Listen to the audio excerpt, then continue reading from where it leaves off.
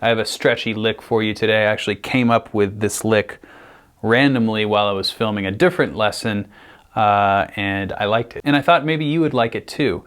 It is rather difficult regarding the dexterity, but as far as the technical side of it, it's pretty simple. So I think most of you will be able to pick this up pretty quick, and you don't have to do it on the fret that I'm going to be doing it on, which is anchored on the 9th fret and hammering on the 16th fret with your pinky. You can easily move this up. This is a universal lick. So the distance between these intervals is a 5th.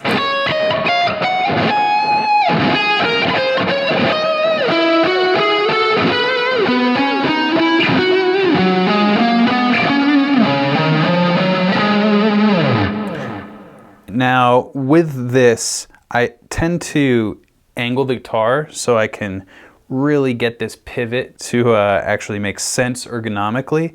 If you just play it straight like this, you're not really going to be able to do it. This is really something that takes a bit of finesse in the way you angle the guitar, and it would honestly be even easier if you had a strap, because then you could really get in there, but angle the guitar in a way that allows you to access these frets without too much difficulty.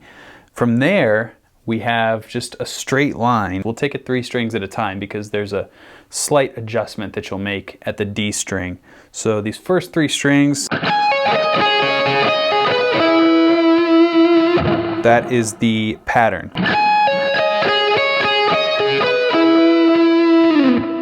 And that is the same pattern throughout until the end.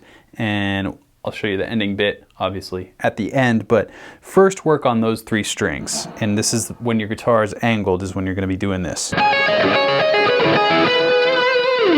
And the difficult part with this lick is to silence the strings and really not have too much of happening. And the tough part with this is to not have too much of the strings ringing together. You're going to tend to have that happen. And while it still sounds pretty good when that's going on, the more you can articulate and kind of staccato, the better it's going to sound and the cleaner it's going to sound. So work on that, and it's going to be difficult because of the stretch. Your fingers are going to want to just kind of bar and lay there. But that's the benefit of this exercise, because if you can play this, then you can play any stretch on the guitar neck. Like, after playing this lick for 20 minutes, look how easily I can play this G add 9. So it has its benefits, even if the lick itself is kind of wild. So back to the exercise here. So once you have these 3 strings down, we're going to do the same thing, continuing down to the final E string, but we're going to pancake our hand like this. And I'm bending over right now. This is not the posture that I have when I play this lick. I'm normally sitting up like this.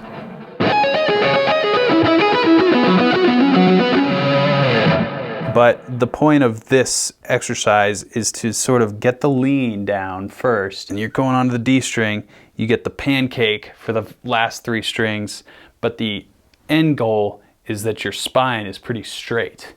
So as you noticed when I played that,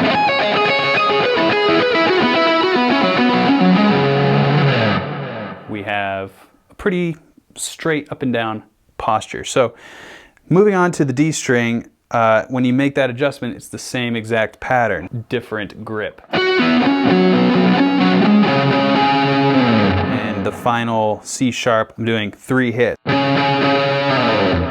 And depending on your inertia, or if you start with a downstroke or an upstroke, you may end up with 4 hits. Obviously, this isn't like a verbatim lick you have to learn, so make it your own if you want to. So all together,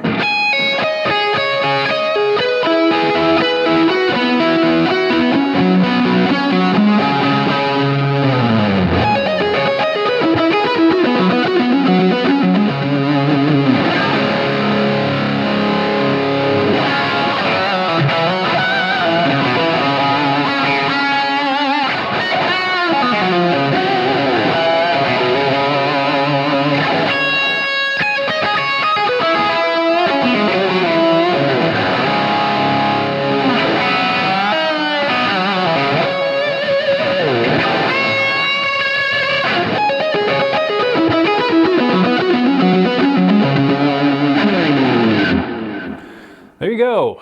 A sick, stretchy lick from me to you. I hope you enjoyed this quick little lesson, and I'll see you guys next time. Keep shredding.